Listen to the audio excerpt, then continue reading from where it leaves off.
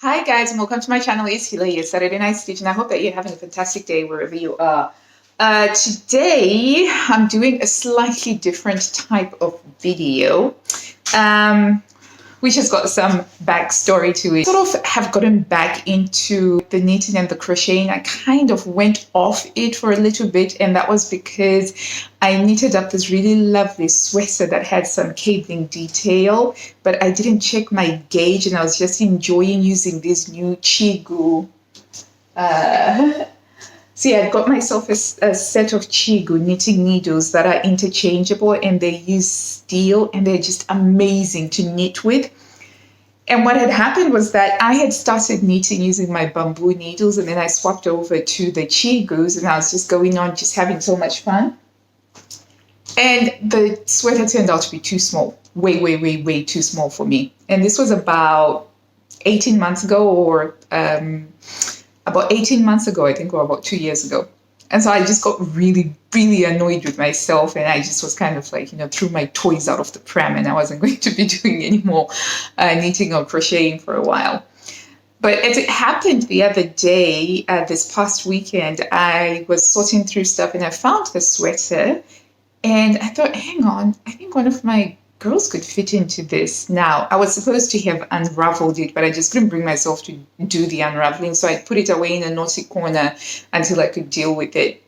So fast forward 18 months later, my daughter had grown tall enough to actually fit into it. I mean, we do have to roll up the sleeves once, but it does fit her. And so now they are wearing the jumper. So that made me feel really good. And I felt like, oh, I actually knitted something that works, that somebody can wear.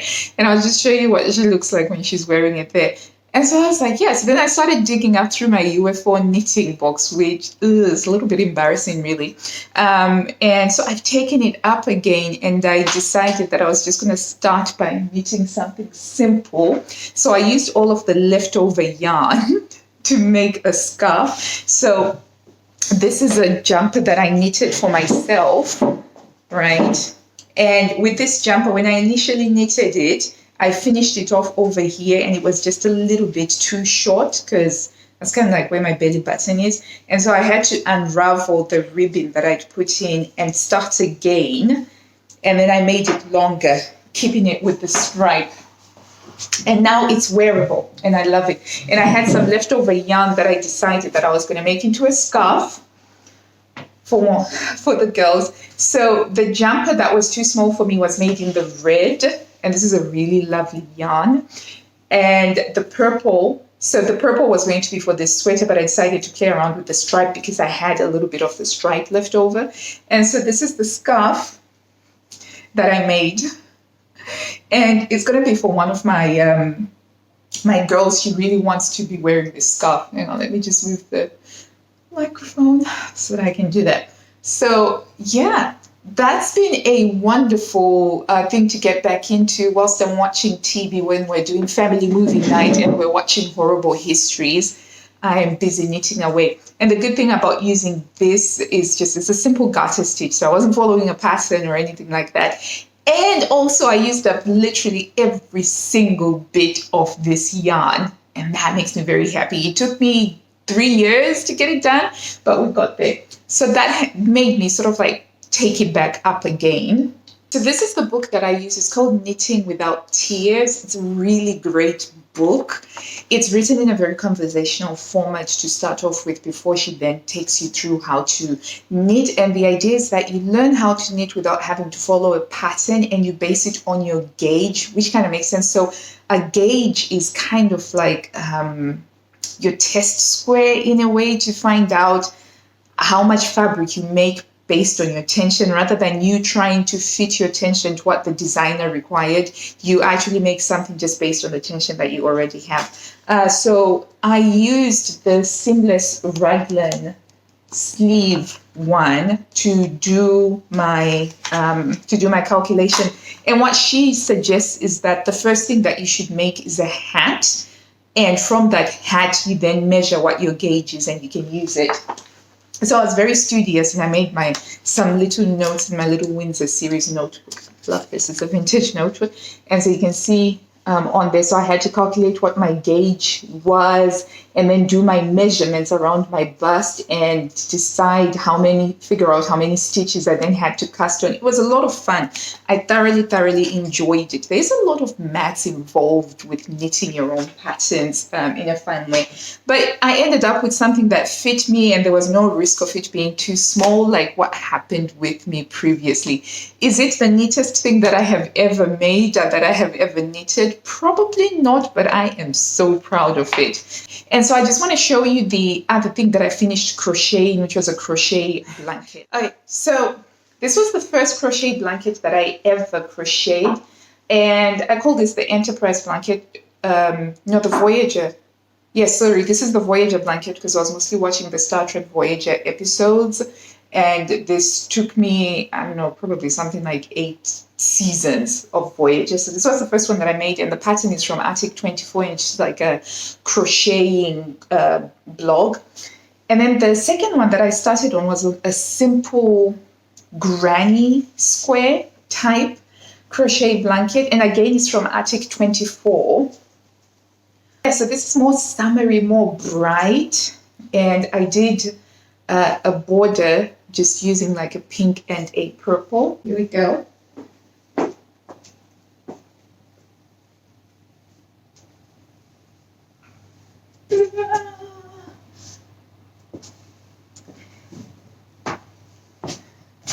It's really big.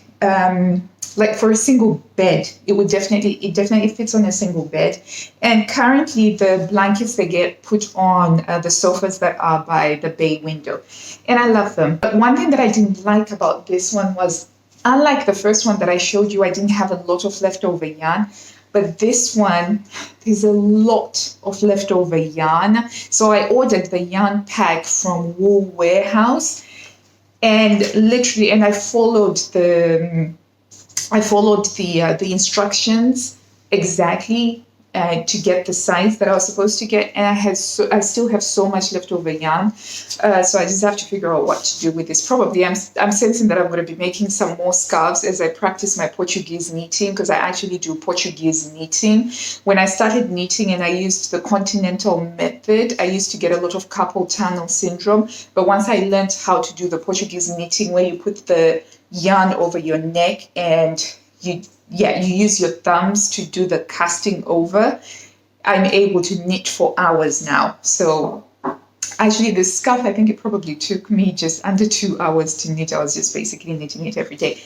So that's that. And so in terms of the crocheting, at the time that I sort of, got a little bit annoyed with myself, I had already ordered another yarn pack to make another blanket, another crochet blanket. I'll just show you that one. So it's this one here. And this is to make I can't remember, I think it's called Moorland. And it's another Attic 24 crochet along blanket thingy. So I've decided that I am going to go ahead and start and do this actually over the coming winter. As you know, we're in a second lockdown here in England, and I think that this will be just a great thing to do.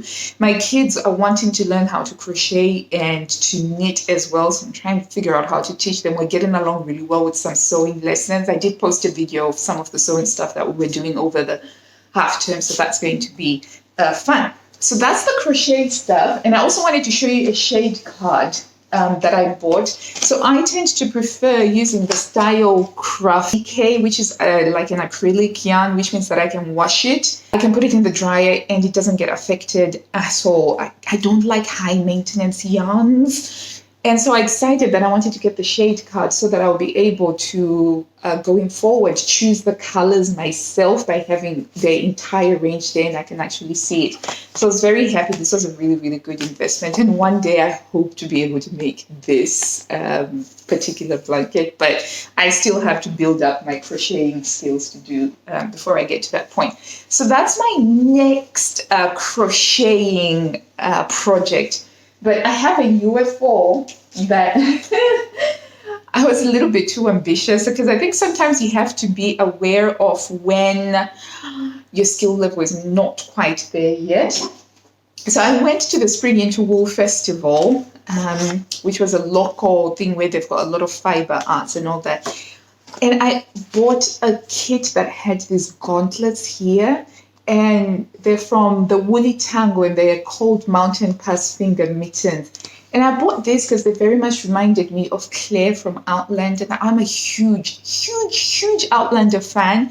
And you can check out my reviews of the Outlander TV series over on my other channel, House of Healer. But I love Outlander.